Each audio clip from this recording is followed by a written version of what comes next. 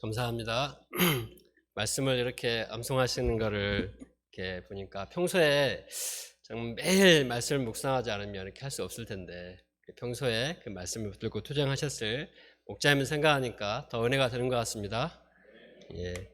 오늘 말씀의 제목은 선한 일을 위해 부름받은 우리입니다. 요절로 말씀은 베드로전서 3장 1절에서 12절까지입니다. 한 절씩 교독하겠습니다.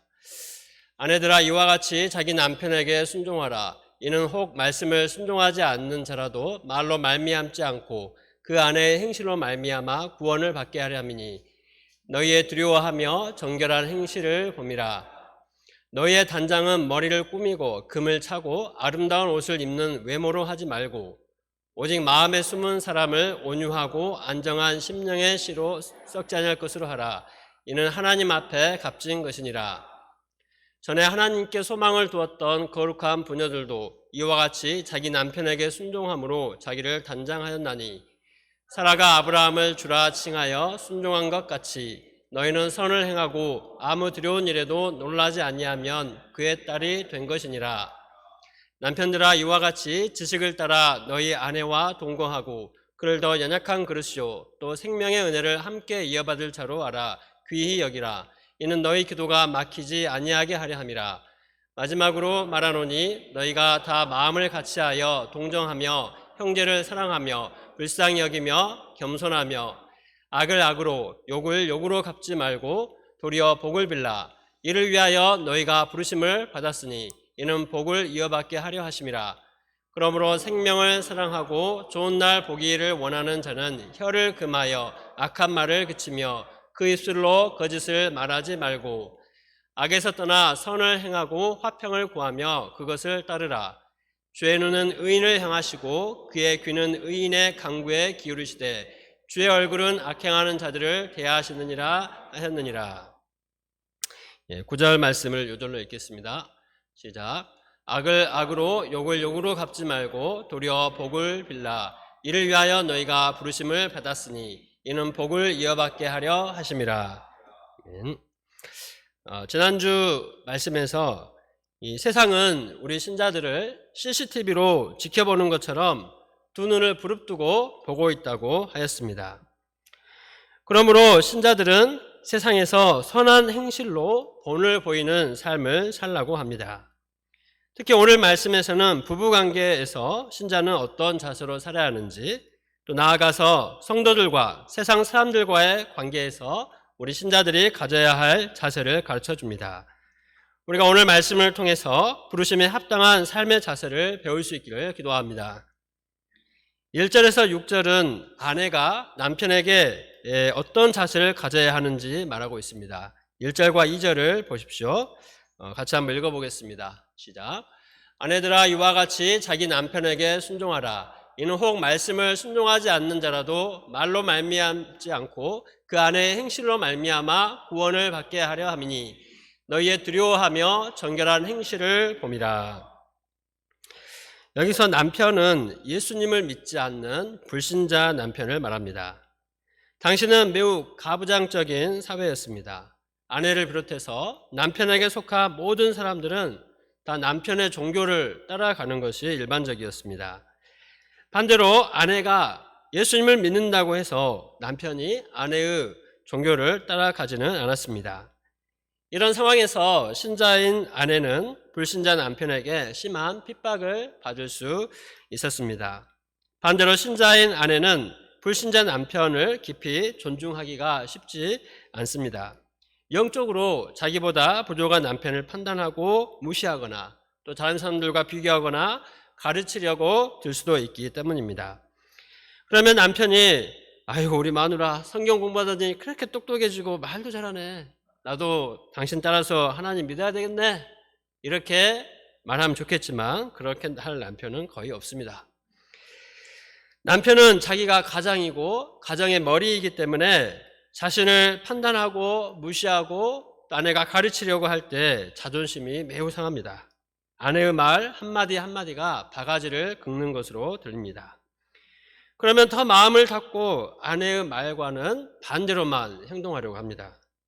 그리고 아내에게는 남편을 무시하게 만드는 교회에 더 이상 나가지 못하게 더 핍박을 많이 할 것입니다. 그런데 평소에 이 아내가 밥도 잘 안 차려주고 남편을 잘 존중하지도 않았고 맨날 바가지만 긁다가 어느 날 성경 공부를 한다고 교회를 가더니 남편을 떠받들어 섬기고 밥도 아주 12첩 반상으로 맛있게 차려주고 남편의 말은 다 옳다하고 순종하게 됩니다. 우리 남편이 최고라고 하면서 인정해주고 섬깁니다. 그럴 때 우리 마누라가 교회 가서 성경 공부하고 이렇게 하더니 사람이 이렇게 바뀔 수가 있다니 하면서 말이 아닌 행동에 감동을 받습니다. 아내가 남편에게 말을 많이 하면 스트레스를 많이 받습니다. 꼭 제 아내가 그렇게 해서가 아니라 보통 남편들이 다 그렇습니다. 아내들의 이 현명한 아내는 많은 말을 하기보다 행동으로 존중하고 섬기고 이렇게 순종해주면 아내의 뜻대로 다 움직이게 됩니다. 이것은 이 신자의 아내나 불신자의 아내나 다 마찬가지입니다. 3절 말씀을 보면 너희의 단장은 머리를 꾸미고 금을 차고 아름다운 옷을 입는 외모로 하지 말고 라고 했습니다. 여성은 외모를 아름답게 꾸미고 싶은 것이 하나님이 주신 본성입니다. 남편도 이렇게 아내가 외모를 아름답게 단장할 때 좋아합니다. 그러나 아무리 비싼 돈을 들여서 외모를 아름답고 또 예쁘게 꾸며도 아내가 하는 말 한마디, 태도 하나 때문에 좋아하는 마음이 싹 다 사라질 수도 있습니다. 외모보다, 물론 외모도 중요하지만 외모가 또 물론 평생 가지는 또 않죠. 외모보다 더 남편을 감동시키고 사랑하게 만드는 새로운 단장이 있습니다. 그것이 무엇입니까? 4절 말씀을 같이 읽어보겠습니다. 시작.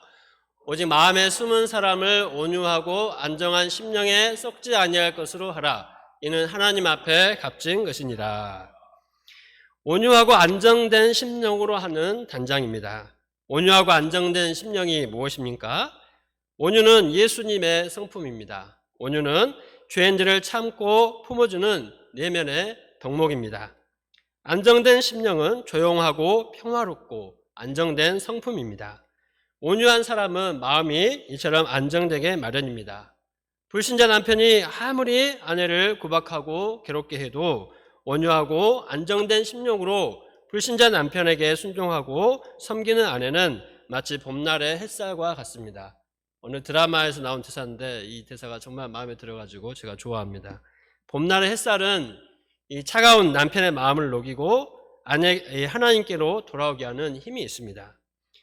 베드로는 창세기의 사라를 예로 들어서 설명합니다. 아브라함은 가장이요 남편이었지만 처음에는 정말 못난 짓을 많이 했습니다. 자기를 죽일까 두려워 떨면서 아내를 누이라고 속였습니다. 눈앞에서 아내를 뺏기는 정말 비참한 남편이었습니다. 그러나 사라는 아브라함을 신뢰하고 가정의 주로 여기고 깊이 인정하고 순종했습니다. 이럴 때 하나님께서 아브라함을 친히 하나님의 친구 수준으로 아주 영적으로 크게 성장시켜 주셨습니다. 이렇게 아내가 남편을 온유하고 안정된 심령으로 섬기고 순종할 때 남편의 마음이 녹아서 아내를 사랑하고 아내가 생각하던 바대로 믿음도 성장할 수가 있고 구원을 얻게 됩니다. 그러면 아내도 더욱 기쁘고 행복하게 신앙생활을 잘 할 수 있습니다. 이렇게 아내에 대해서 길게 이야기한 것은 그 당시에 그만큼 아내들이 고생을 많이 했기 때문에 이렇게 깊이 있게 이야기를 하고 있는 것입니다. 그러면 남편은 어떻게 해야 합니까? 7절은 남편들에게 하시는 말씀입니다. 같이 읽어보겠습니다. 시작. 남편들아 이와 같이 지식을 따라 너희 아내와 동거하고 그를 더 연약한 그릇이요 생명의 은혜를 함께 이어받을 자로 알아 귀히 여기라. 이는 너희 기도가 막히지 아니하게 하려 함이라. 남편들은 지식이 있어야 합니다. 여기서 지식은 아내를 어떻게 사랑하고 또 함께 가정을 꾸려갈까 아는 것을 말합니다. 앞에서 아내는 온유하고 안정된 심령으로 남편에게 순종하며 섬기도록 했습니다. 그러면 남편은 가장으로서 좋다고 넙죽 섬김만 받으면 됩니까? 그렇지 않습니다. 남편은 아내가 무엇을 원하는지, 어떨 때 행복해하는지 알아야 합니다. 우리 형제 목자님들 남편들은 그거를 아는 지식이 있습니까? 대답을 잘못하시죠? 네. 남편들이 다 그렇습니다. 말씀 앞에 회개하시고 아내에 대한 지식을 많이 가져야 되겠습니다. 일반적으로 남편은 아내가 무엇을 원하는지 정말 모릅니다. 어떨 때 아내는 남편에게 존중받고 따뜻한 배려를 받기를 원합니다. 여자는 일반적으로 남자보다 육체적으로 더 연약한 그릇입니다. 감정적으로도 연약한 부분이 있습니다. 이렇게 연약한 그릇이지만 아내는 생명의 은혜를 함께 받을 소중한 사람입니다. 그러므로 남편은 아내를 자신의 만족과 행복을 위한 수단으로서만 여기지 말고 아내를 인정해주고 존중하고 배려하고 귀하게 여겨야 합니다. 그럴 때 아내가 항상 은혜와 기쁨 가운데 하나님과의 관계에서도 기도가 막히지 않습니다. 만약 아내가 남편 때문에 상처를 받으면 어떻게 됩니까? 남편과 하나님과의 관계가 막히게 됩니다. 아내의 마음을 상하게 한 남편의 기도를 하나님이 듣지 않으십니다. 하나님이 기쁘게 받으시는 기도를 드리려면 반드시 아내와 바람직한 사랑의 관계를 이루어야 합니다. 하나님의 축복과 은혜를 함께할 자로 귀히 여겨야 합니다. 그릇이 절반이 깨지고 부서지면 절반만 문제가 되는 것이 아닙니다. 그 그릇 전부가 아무것도 담을 수 없는 쓸모없는 그릇이 됩니다. 그러므로 하나님의 축복과 생명의 은혜를 함께 받을 귀한 그릇으로 여기고 아내를 사랑하는 우리 남편들이 되기를 기도합니다. 8절에서 12절 말씀은 신자들의 사회와 사람들에 대한 관계의 결론에 해당하는 말씀입니다. 고난 중에 있을 때 다른 사람들을 돌아보는 것은 결코 쉬운 일이 아닙니다. 그러나 신자들은 고난 중에도 서로를 향해 어떤 자세를 가져야 합니까? 8절을 보십시오. 마지막으로 말하노니 너희가 다 마음을 같이하여 동정하며 형제를 사랑하며 불쌍히 여기며 겸손하며 서로 마음을 같이 하라고 권면합니다. 믿음의 공동체에서 성도들이 서로 마음을 같이 하는 것이 가장 중요한 덕목입니다. 사도 바울도 빌립보서 2장 1절로 5절 말씀에서 너희는 그리스도 예수의 마음을 품고 서로 마음을 같이 하라고 신신당부를 하였습니다. 마음이 나뉘면 형제를 사랑할 수 없습니다. 교회가 마음을 같이하여 하나 될 때 사탄마귀의 공격을 막고 하나님을 기쁘시게 하는 아름다운 공동체를 이어갈 수가 있습니다. 또 형제 사랑은 동정하는 것입니다. 같이 공감하는 것입니다. 바울은 로마서 12장 25절에서 즐거워하는 자들과 함께 즐거워하고 우는 자들과 함께 울라고 하였습니다. 형제가 슬픔을 당하면 같이 슬퍼하고 형제가 기뻐할 때 같이 기뻐하는 것입니다. 사람들은 우는 사람들과 함께 우는 것은 잘하는 것 같습니다. 그러나 같이 기뻐하는 것은 생각보다 쉽지가 않습니다. 사촌이 땅을 사면 배가 아프다고 합니다. 형제가 잘 될 때 우리는 배가 아프지 않고 함께 기뻐할 수 있어야 합니다. 형제의 슬픔과 기쁨에 동참하는 것이 진정한 형제 사랑입니다. 또 불쌍히 여기며 라고 했습니다. 형제 사랑은 불쌍히 여기는 것입니다. 불쌍히 여기는 마음은 예수님의 마음입니다. 불쌍히 여기는 마음은 자식에 대한 부모의 마음이기도 합니다. 세상이 너무나 각박하다 보니 우리는 불쌍히 여기는 마음을 잊고 살기가 쉽습니다. 그러나 양들에 대해서, 동역자들에 대해서, 이웃에 대해서 우리 서로가 예수님의 마음으로, 부모의 마음으로 불쌍히 여기는 마음을 가져야겠습니다. 또한 겸손한 태도를 가져야 합니다. 겸손히 낮아져 섬기는 종의 자세를 갖는 것이 형제 사랑의 시작입니다. 이 시간 이 마음을 품고 동역자님들과 성교사님들, 양들의 상황과 기도 제목을 가지고 간절히 기도해야겠습니다. 우리는 여름 수양회를 비롯해서 많은 것을 섬겨야 합니다. 이때 우리에게 가장 중요한 것은 서로 마음을 같이 하는 것입니다. 서로 마음을 같이하여 동정하고 사랑하고 불쌍히 여기며 겸손히 섬김으로 하나님께서 기뻐하시고 함께 하셔서 어두운 세상에서 빛이 되는 교회로 굳게 서기를 기도합니다. 9절을 보십시오. 9절을 같이 한번 읽어보겠습니다. 시작. 악을 악으로 욕을 욕으로 갚지 말고 도리어 복을 빌라 이를 위하여 너희가 부르심을 받았으니 이는 복을 이어받게 하려 하심이라. 한 대 맞으면 최소한 한 대만큼은 대갚아주는 것이 세상의 모습입니다. 이 세상을 보면 나에게 악을 행한 자를 가만두지 않고 보복하는 것이 얼마나 참 무섭고 그런 모습이 또 흔합니까? 그러나 신자는 악을 악으로 갚지 않는 사람입니다.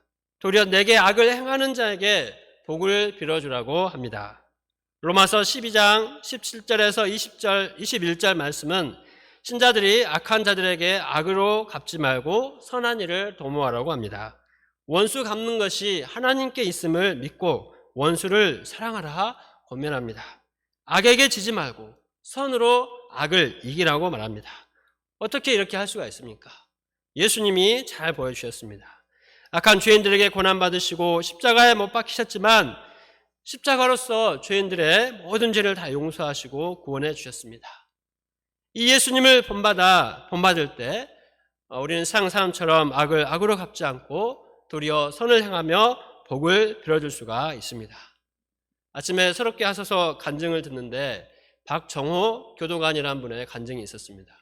그분이 이 죄수들을 이제 관리하는 분인데 같은 교도관인 어떤 선배가 이유 없이 자기를 너무나 미워했다고 했습니다. 안 보이는 데서 막 험담하고 미워하고, 근데 이분이 괴롭다가 기도를 해야 했다고 생각했습니다. 나를 미워하면 미워할수록 그분과 그분의 가정을 위해서, 그분이 하는 일을 위해서 매일 간절히 기도를 해야 되겠다 결심하고 기도를 했습니다. 그런데 어느 날 그분이 자기를 그렇게 미워하고 험담하던 그분이 아주 사랑스러운 눈빛으로 말하면서 친절하게 대해주었다고 했습니다. 악으로 악을 갚지 않고 선을 행할 때 도리어 하나님께서 화평케 하는 은혜를 주셨다고 했습니다. 이를 위하여 너희가 부르심을 받았으니 이는 복을 이어받게 하려 하심이라. 하나님은 우리가 예수님을 본받아 원수라도 사랑하며 선을 행하며 살도록 우리를 부르셨습니다. 그런 우리를 하나님은 반드시 축복하시고 하늘에 축복을 주십니다. 10절에서는 혀를 금하여 악한 말을 그치고 거짓을 말하지 말라고 했습니다. 우리는 누군가에게 상처를 받으면 악한 말이 자연스럽게 튀어나옵니다. 때로는 사실을 부풀려서 험담하기도 합니다. 그래야 속이 좀 후련합니다. 그러나 11절 말씀을 보십시오. 악에서 떠나 선을 행하고 화평을 구하며 그것을 따르라. 같이 악하게 되지 말고 화평을 구하라 라고 말합니다. 피스메이커가 되라고 합니다. 왜 그렇게 해야 합니까? 12절 말씀을 같이 읽겠습니다. 시작. 주의 눈은 의인을 향하시고 그의 귀는 의인의 간구에 기울이시되 주의 얼굴은 악행하는 자들을 대하시느니라 하였느니라. 하나님은 참고 의를 행하는 자를 때가 되면 반드시 축복하십니다. 악한 자는 징계하십니다. 우리가 이 하나님의 심판하심을 믿고 묵묵히 의를 행할 수 있기를 기도합니다. 말씀의 결론입니다. 죄로 가득한 이 세상에서 우리는 왕같은 제사장으로서 선한 행실로 본이 되도록 부르심을 받았습니다. 우리가 항상 이를 잘 기억하여 가정과 교회, 이 사회에서 적극적으로 선을 행함으로 악을 이기고 하나님의 영광을 드러내는 자들이 될 수 있기를 기도합니다.